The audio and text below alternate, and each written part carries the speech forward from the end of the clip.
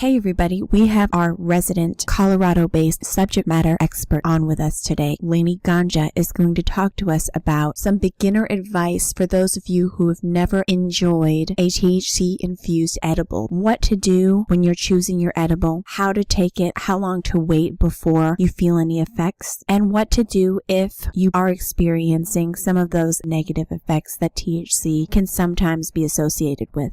Well, first of all, edibles are definitely not for impatient people, because that's a mistake that I hear a lot is people are like, well, I ate this cookie, I didn't feel anything, so I went back for more. That's the number one mistake people make. You don't want to do that.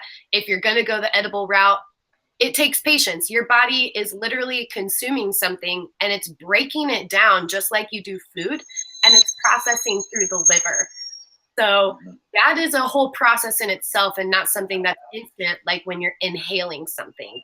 So as a beginner, just say, for instance, you went to the dispensary here in Colorado. They make a lot of 100 milligram portions of things that are then broken down into 10 milligram pieces. So as a beginner, say you picked out your, I don't know, maybe you picked out the coolest chocolate bar that they had, and you open it up as if it was like a Hershey's bar.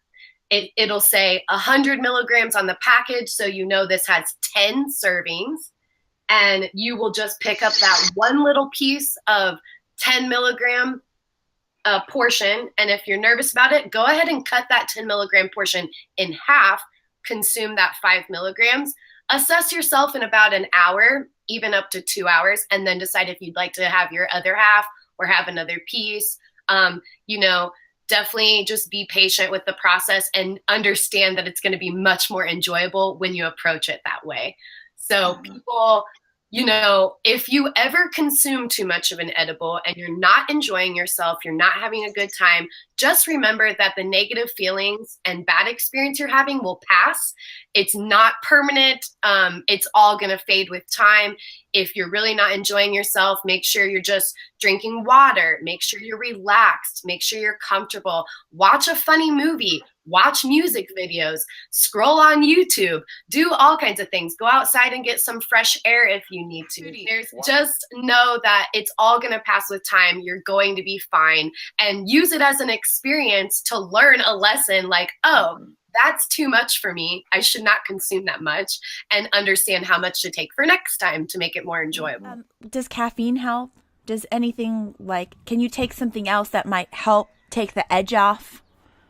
So that's where CBD comes into play. That's where CBD is like your best friend and such an amazing thing to have on hand, because it really counteracts sometimes the negative experiences and feelings that THC might bring on. So if THC is causing you to feel paranoid or anxious, CBD can then balance that out, take away some of that anxiety, and create a really nice experience. So utilizing something like having CBD tincture on hand or CBD capsules like what Daryl has, having things like that on hand in those times of need could be very beneficial.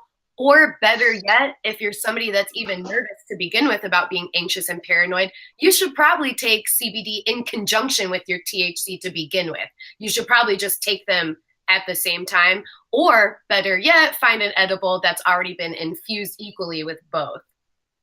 So at the dispensary, when you're looking at all the different products, you could even ask the bud tender. You could say, hey, I'm nervous that I might get a little paranoid. I'm new to THC. Could you point me to some edibles that are already infused with CBD and THC? And they'll point you to that direction.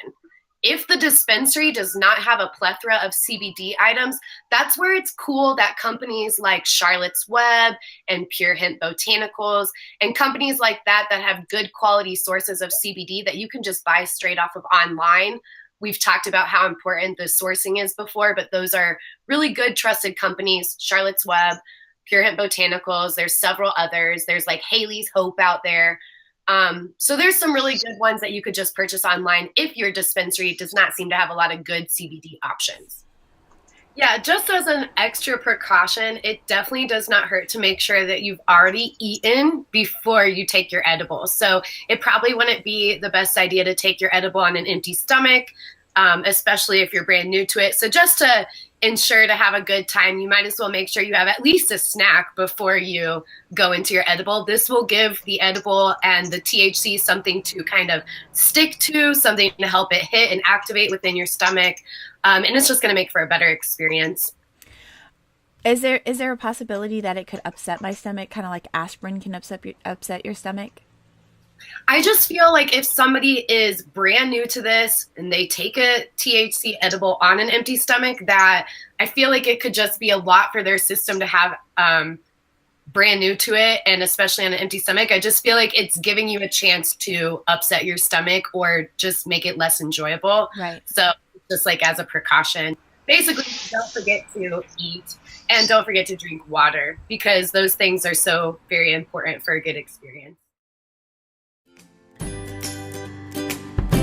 Do you have a product or business you want to share? We want to know what you have to say. Leave us a comment on our website at thethcfoodie.com or on Twitter at SafeTHCFoods.